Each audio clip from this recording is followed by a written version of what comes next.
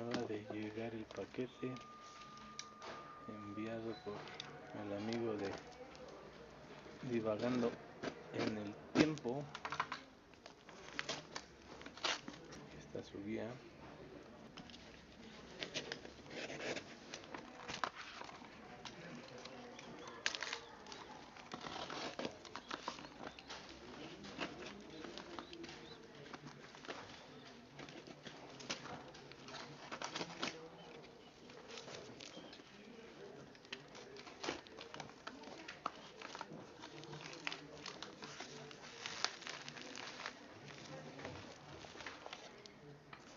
Servicio.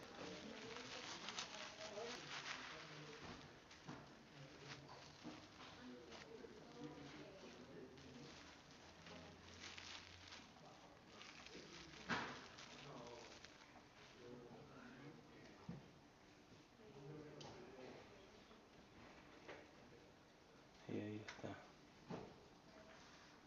el relojancio.